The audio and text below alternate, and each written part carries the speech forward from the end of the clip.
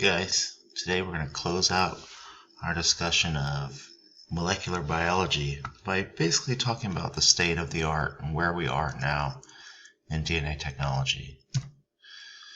So Mendel's work in the late 19th century set the groundwork for our understanding of genetics.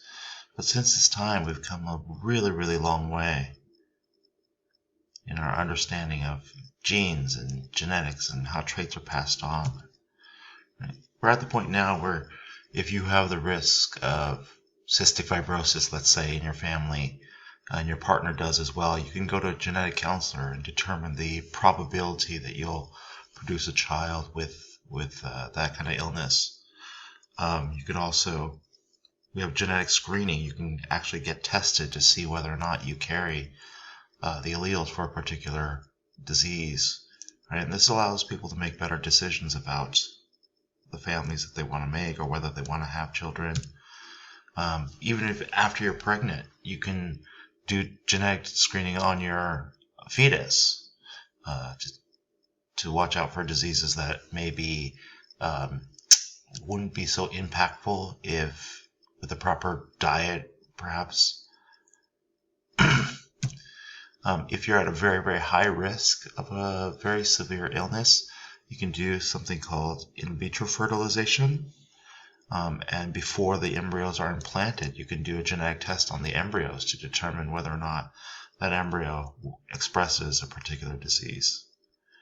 All right, so we've come a really long way since Mendel's time, to the point that now we are manipulating organisms, the genomes of organisms, having them express genes. We're creating transgenic or genetically modified organisms. Right now, the cutting edge of DNA technology falls under two distinct categories.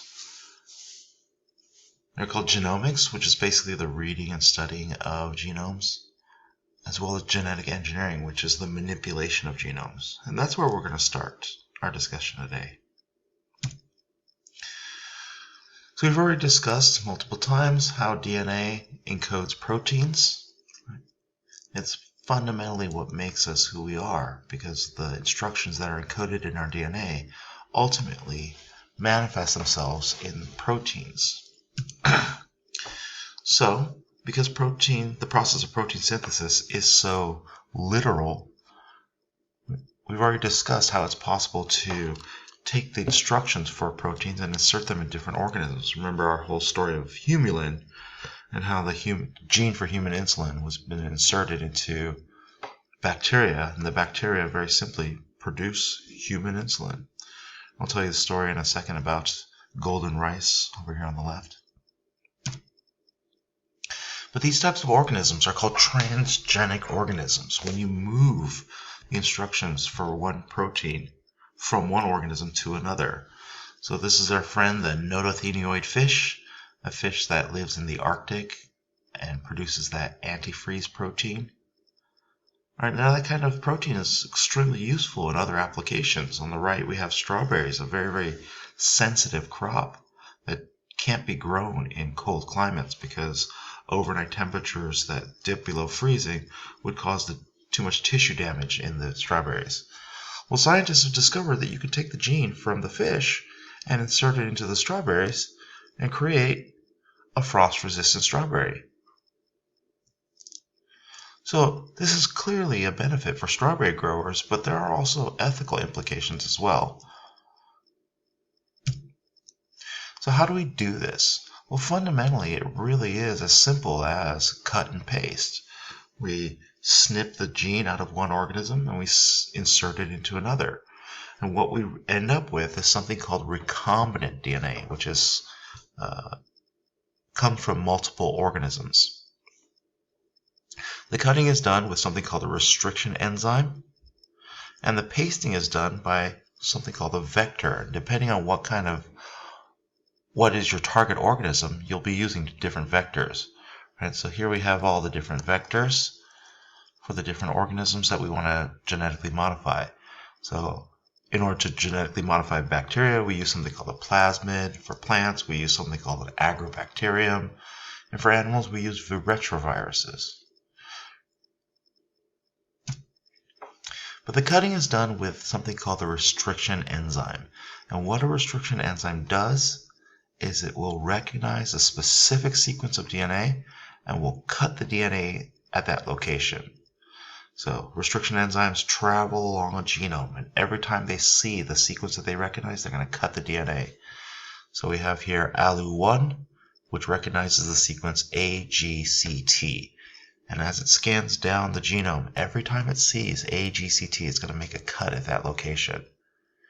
Now you're going to see that ALU1 and NOT1 here are a little bit different in that ALU1 makes this sort of blunt cut, whereas NOT1 makes this weird kind of oblique cut. And the thing that's important about this NOT1 cut is this overhang, this CCGG overhang, which as you can see is complementary to this GGCC overhang. So if we cut up an organism's DNA with NOT1, the overhangs are all going to be complementary to each other. Oops. So this end will be complementary to this end as well as to this one. Right? So you can basically take this and shuffle up the pieces of DNA and they will stick to each other. Right? In fact, they are called sticky ends. So let me give you an example of how this can work. Right? And this is exactly how it was done for human insulin, for Humulin. So we take the donor organism up here, which is a human, and from this we extract the DNA, which we've done in lab. And then we cut it up with restriction enzymes. And one of the pieces that you're going to have is going to have the gene for human insulin in it. Right? In order to genetically modify bacterium, we use something called a plasmid.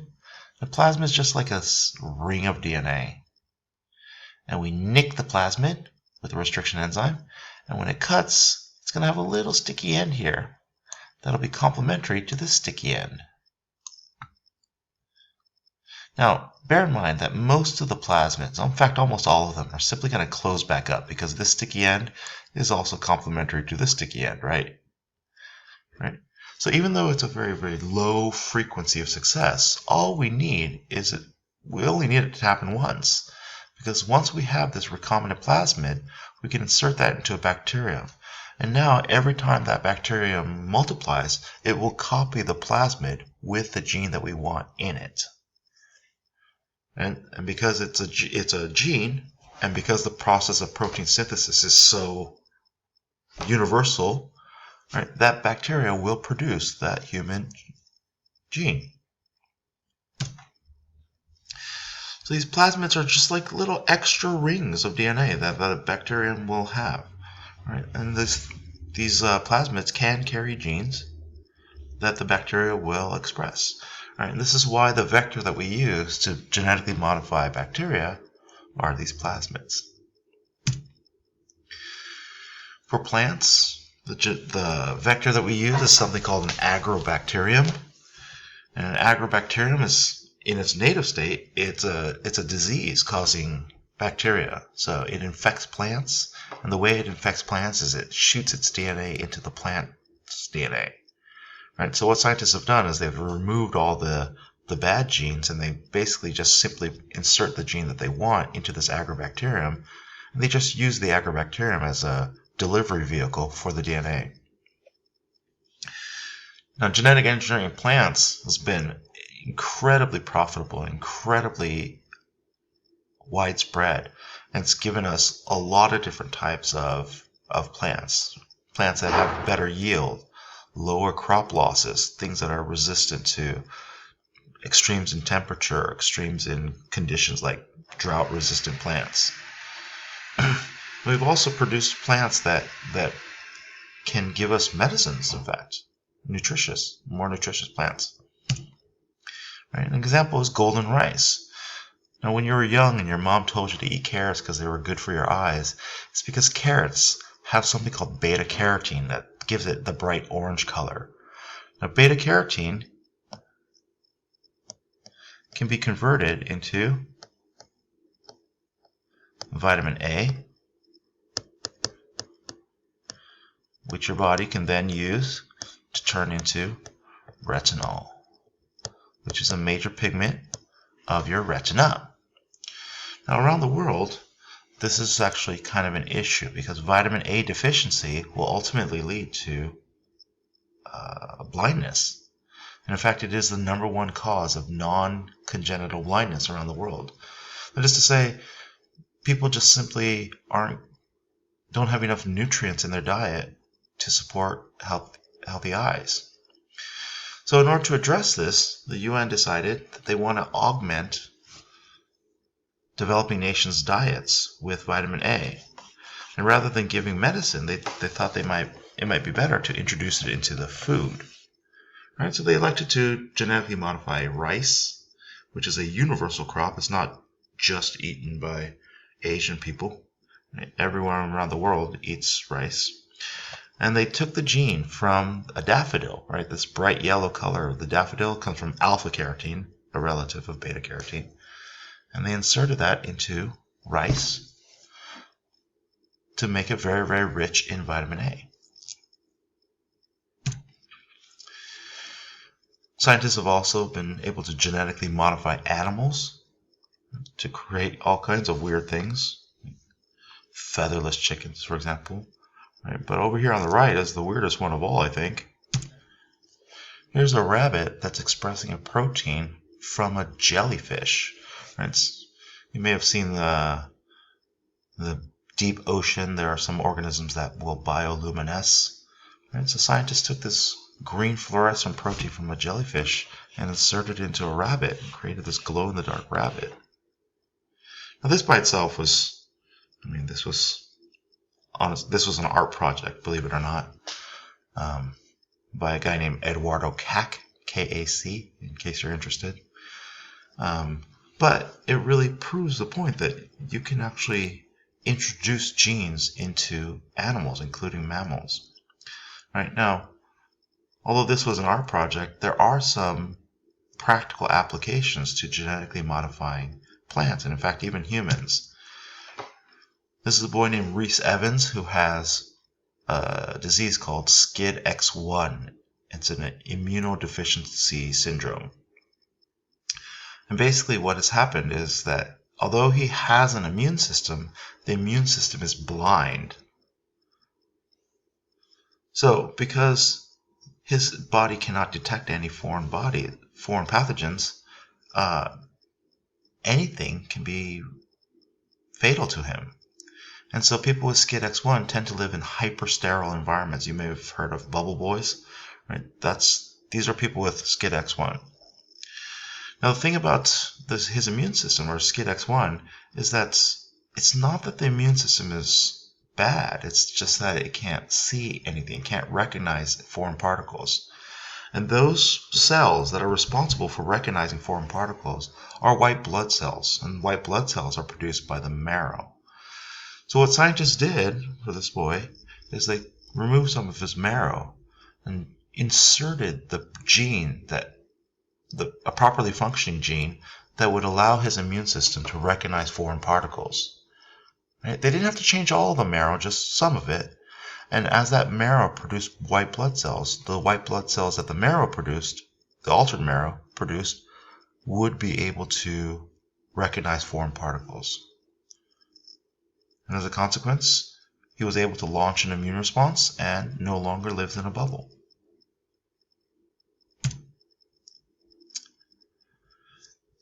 Genomics is basically the reading of genomes, right? And this allows us to gather a lot of information, right? And scientists have discovered ways to make this information useful to them.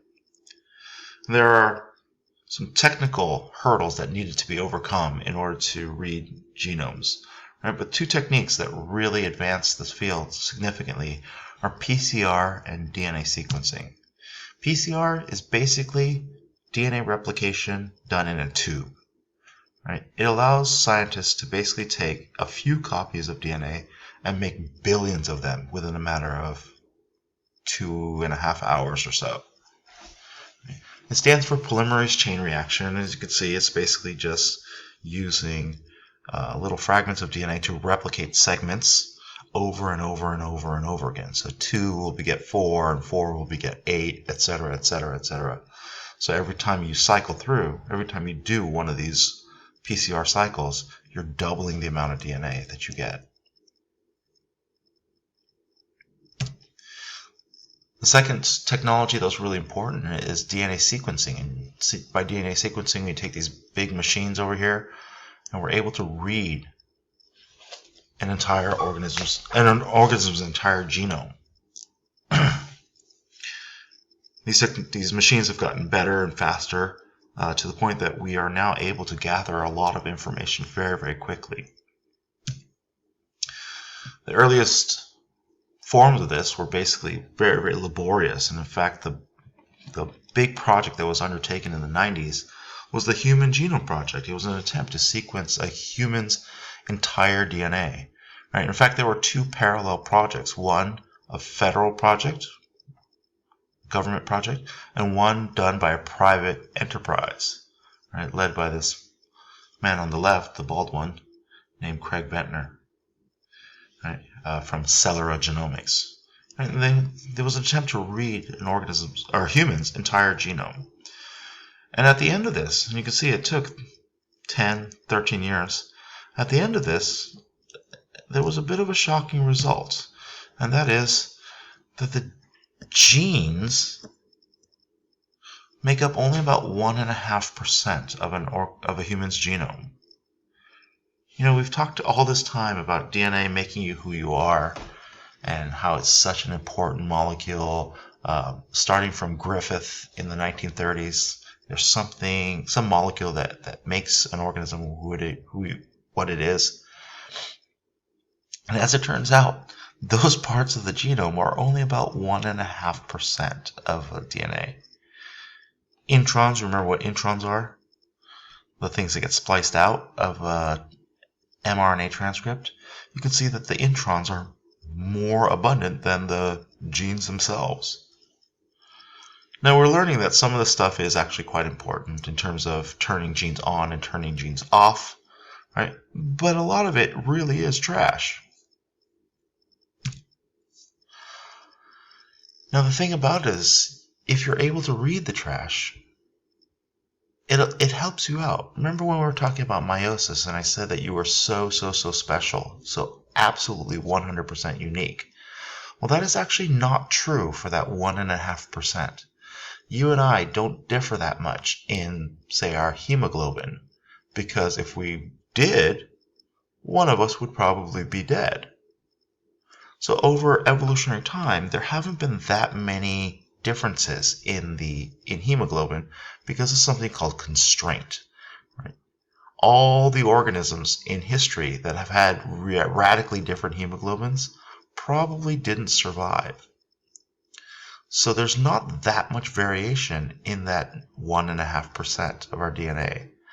But in that 98.5%, there is. There's a huge amount of variation. And if you're able to read that, you're able to create a genetic profile or a DNA fingerprint. And we can use these DNA fingerprints to really be able to determine the source of any DNA. So you've seen the Maury Show, right? Things like You Are Not the Father. This all comes from reading DNA. CSI type cases all are about reading an organism's junk DNA, because that is where we are very different from each other. So how is this done? One of the earliest techniques, something called RIFLIP, RFLP. Right? You can see that with RFLP, everybody gets a unique banding pattern. You see that the defendant here has a distinctly different banding pattern than the victim. Right? So you can see probably what happened was the victim and the defendant got into a fight, perhaps. There was blood on the shirt that was found in the defendant's home. The defendant said, "That's my blood." But when a DNA test was done, you can see that the blood on the shirt matches the victim's. So somehow the victim's blood got on the defendant's shirt. So RFLP is done with restriction enzymes. It stands for restriction fragment length polymorphism. So basically you take an individual's DNA and you cut it up. And everybody's DNA gets cut up into different size bits because one of the places that we differ are in those restriction sites. Right? And we can resolve these differences using something called gel electrophoresis. So how does this work? Let's say there's a victim, and here's the victim's DNA. And then there's two suspects, let's say suspect 1 and suspect 2.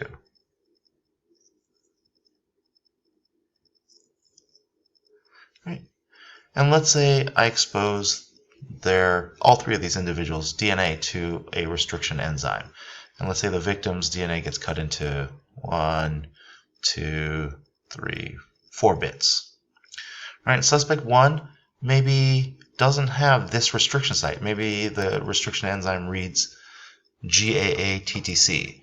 And over here, the suspect 1 has GAG-TTC or something. So the enzyme just skips through this first restriction site. But maybe the suspect does have this one. And maybe this one too. So there's only one difference between the victim and the suspect, right? But you can see that the cut pattern is totally different. And let's say suspect 2 has this one and this one, but maybe not this one, right? So you can see there's not that many differences between the three of these individuals, but the cut patterns will be totally different. So we resolve this with gel electrophoresis. So we have a gel, and the gel will have some holes in here. So in this one we put the victim's DNA, suspect 1, suspect 2, and let's say some DNA was discovered at the crime scene. So we take the victim's DNA, we put it all in here. And suspect 1's in here, suspect 2's in here, the crime scene's in here. Okay. And then we subject it to an electric field. Now remember, DNA is negatively charged, right? So it'll migrate to the positive pole. So all these pieces of DNA, all 4 of these pieces of DNA, are going to migrate towards the positive end. But they will migrate depending on their size. So you can see that although there are 4 fragments, they're of different sizes. And this fragment is the shortest. So it's going to migrate the furthest. You're going to see a band right down here. And this band represents this fragment. So the second biggest fragment will be this one, right? Which is a little bit bigger than that, so it doesn't travel quite as far. And then we have this one right here, which may be, and then we have the big one in the middle.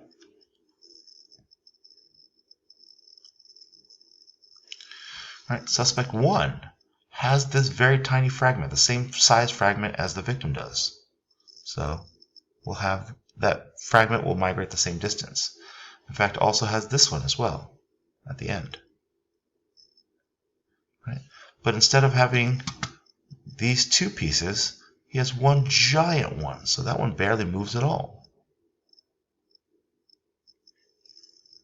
So you can see that even though there's only one difference between them, the banding pattern is completely different. Right? What about suspect 2? Suspect 2 has the same fragment that the victim does, right? This first one. And then we said that was this one. Right? And has this same tail end fragment. Right? But also has one very, very giant one. Like that.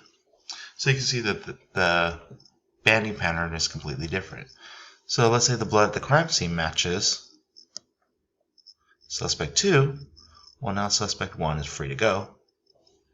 Suspect 2, we need to talk to you a little more.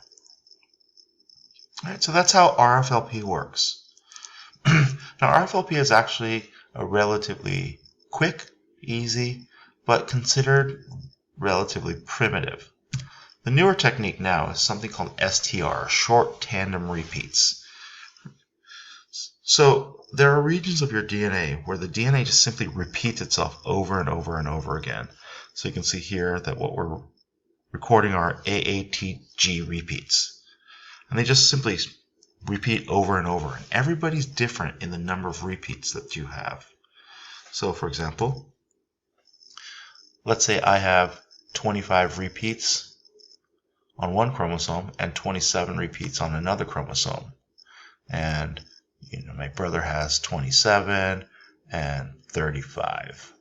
And my cousin has 32 and 32. Right? He's homozygous. Right? So then, the blood at the crime scene is 27, 35. Well, now I'm okay. My cousin's okay, and my brother is gonna need to talk to the cops. All right, now the reason why this is a preferred method is because, let's say we're not talking about a crime scene. Let's say we're talking about a paternity case. All right, so there's my brother. This is me, my brother, and my cousin.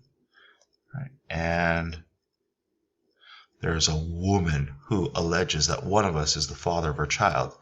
And let's say she has 17 repeats and 20 repeats. Okay? That means that she's either going to pass the 17 repeats onto her offspring or the 20.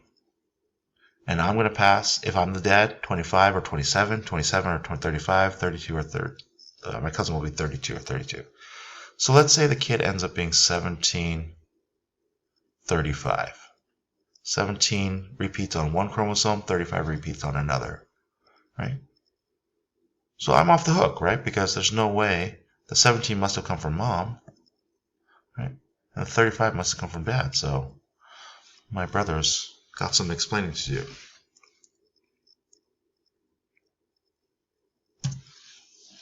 So you can see here that this father has 3 repeats and 5, 2, and mom has 2 and 3. So the possible combinations in the offspring are 2 and 3, 2 and 5, 3 and 3, and 3 and 5. Okay?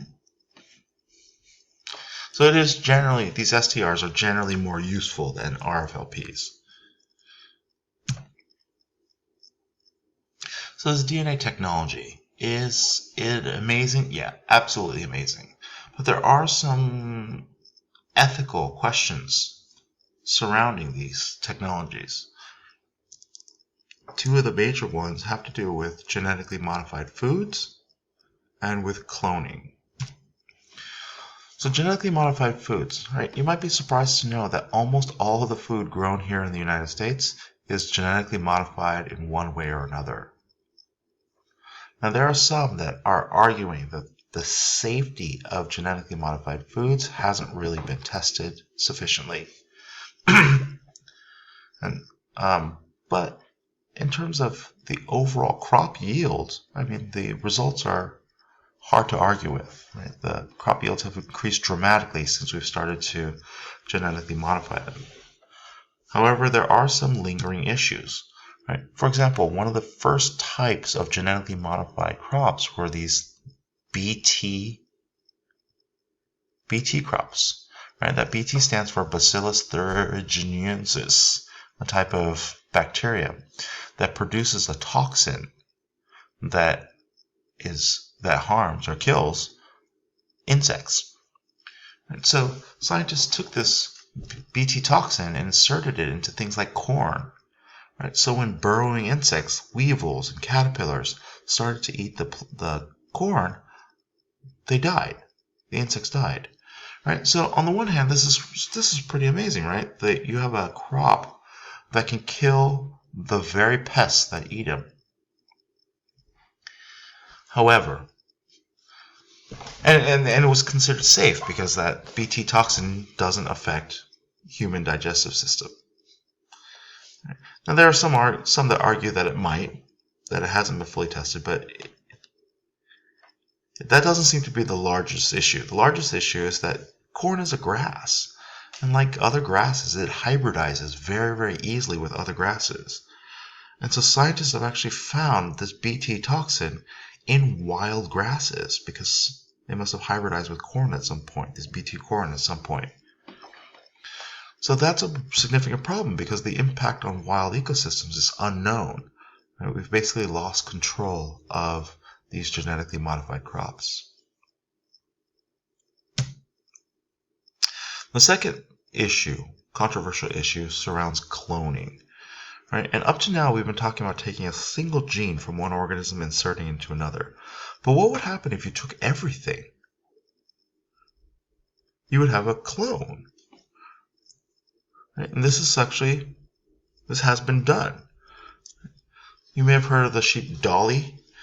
Dolly was a clone. Right? So what we did was we took the entirety of an organism's DNA, everything, and took an egg, inserted all the DNA into an egg, and took that embryo, inserted it into another ewe, and when Dolly was born, she was a genetic match to a cell donor. After 96, when Dolly was first cloned successfully, there was a whole suite of other mammals that were cloned. Right? In fact, some endangered species, actually some extinct species were cloned, right? Brought back from the dead, and then died again, so they went extinct again. But the potential for cloning is really quite significant. Now, what about cloning humans? Has there been talk about cloning humans? And the answer is yes. Some people have said that they want to clone humans. But that is a very, very sensitive ethical issue. And in fact, it is not likely to happen anytime soon. However, there are some people that want to clone human cells, and specifically human stem cells. Right, so this patient right here is undergoing a transplant. Right? Transplant is when one of your organs fails, like let's say your liver. You find a close tissue match, right? And you remove your liver and replace it with the donor's liver. Right? Now the issue is that you have to find one that's a close match, a close histological match it's called. Right? You want your immune system to sort of not recognize that it's not your liver. But even if it's a very, very close match, let's say you got the liver from your brother or your cousin or something, your body will still be able to recognize that that is not you and will start to attack that liver.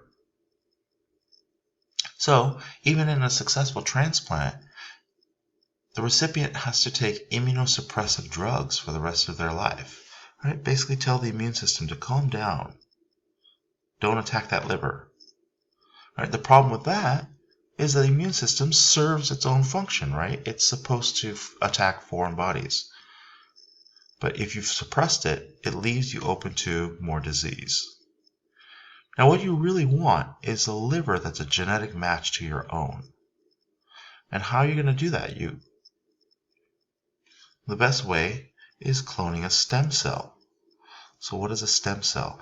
A stem cell is one that hasn't been differentiated yet. So you're aware that your skin cells and your liver cells have the same DNA. But what makes them different is that different genes are turned on in the skin cell than in the liver cell. So even though they both have the same genes, a different set of genes is turned on in each of these. Right? The process of switching some genes on and switching some genes off is called differentiation. Right? You might think of a stem cell as like a kindergartner. A kindergartner can do anything it wants. Right? But over the course of his or her academic career, the kindergartner becomes more specialized. Maybe decides in 10th grade she doesn't like math. And then so ends up studying history, let's say. In college, she majors in history. She gets her PhD in, I don't know, something very, very obscure and technical. Post-war Italian politics or something like that. Right? They become very, very specialized. So a kindergartner has the potential to be an astrophysicist or a history professor or everything, right? So in that sense, a stem cell is like that. It has the potential to become everything. But as the cell goes through the process of differentiation, it starts to specialize and become really good at being a skin cell or being a liver cell, right? But then it can't go back to being anything else. Okay? Now, if you can clone a stem cell, right, I can make this into a stem cell that's a genetic match to me. I can get this to divide and then turn it into all of these different types of cells. And all of these cells that I produce at the end will actually be a genetic match to me. And this is why the cloning of stem cells is so valuable. This is Christopher Reeve. Christopher Reeve was the original Superman. He was injured in a horse riding accident and he broke his back, right, and it severed his spinal cord. Right, now, the thing about the spinal cord that you need to understand is that it's made up of neurons and it's part of the central nervous system. And the thing about that is that the central nervous system does not undertake mitosis to repair any damage. So once this spinal cord was severed, Christopher Reeve was paralyzed. Right? Now the fix would be to create nerve cells to bridge the gap that was in the break that was made. But those nerve cells would have to be a genetic match to Christopher Reeve. And the best way to do that is to make a Christopher Reeve stem cell and turn that into a Christopher Reeve nerve cell. However, the research surrounding stem cells was highly controversial, right?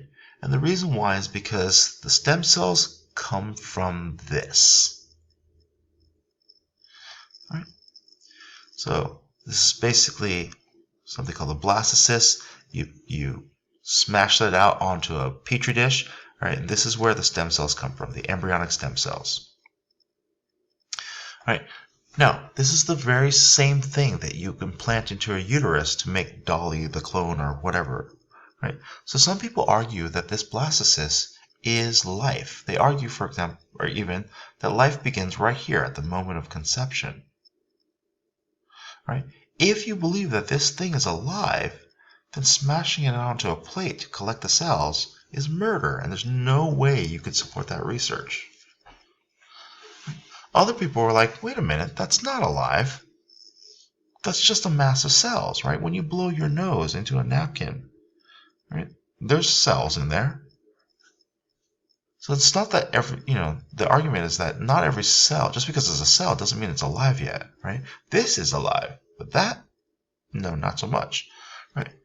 And so their argument is that this is not alive. Smashing it out is no big deal. And not doing this research means that people like Christopher Reeve end up suffering and dying for nothing. For something that has the moral equivalence of a ball of snot. Right? So you can see that the argument was very polarizing. Right? If you believe that this is alive, there's no way, absolutely no way you could support this research. And if you don't believe it's alive, then not doing the research is just idiotic. Right? And there was just no place for them to agree. Right? So it's this thing. Alive or not, and it all depends on what you believe. If you believe that because it can be implanted into a uterus and grow into a living thing, that this is definitely alive, then you cannot, under any circumstances, support stem cell research. Right? If you don't believe it's alive, then there's no reason why you wouldn't support stem cell research. The potential yields are too great. Can't you use your own stem cells? Not really. Right? There are, for example, like marrow. Marrow can become white blood cells, red blood cells, platelets, right? Or actually any of the white blood cells, any of the 6 or 7 different types of white blood cells. So yeah, they can become a couple of different things, but they're not way down there. They're like college students as opposed to kindergartners. Right? They've been specialized enough to make it so that the range of things that they can become isn't so wide. So this argument dominated politics in the late 90s and early 2000s. And then all of a sudden, people stopped fighting about it.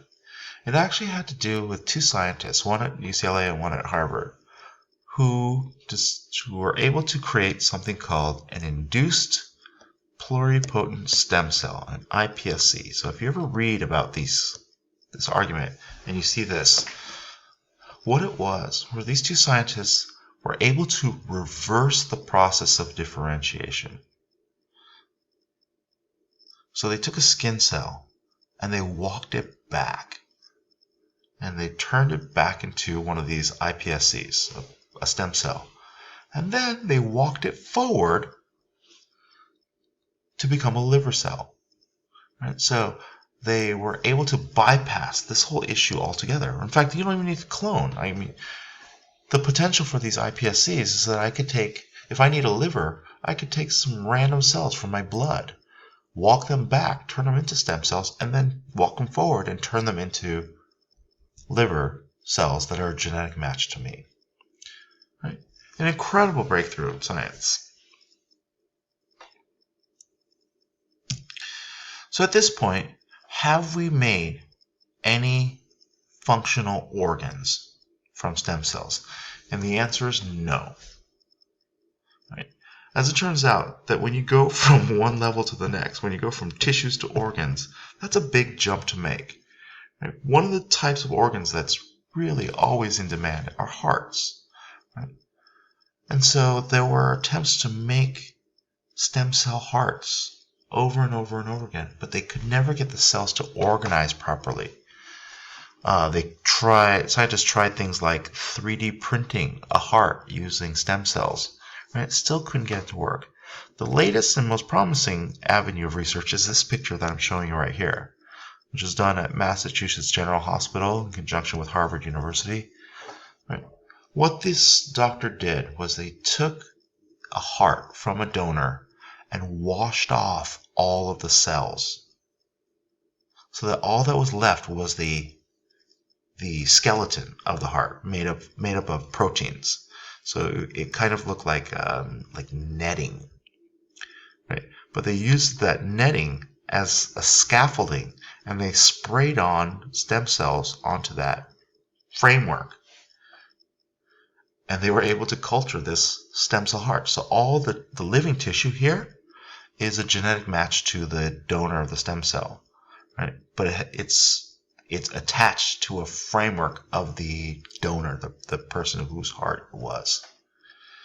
And the last I heard, this doctor was still awaiting FDA approval for him to actually insert that heart into a patient. But you can see here that we've come an incredibly long way since Mendel's work. Right? And we're really living in a golden age of DNA technology. And that's all I have for DNA Tech. See ya.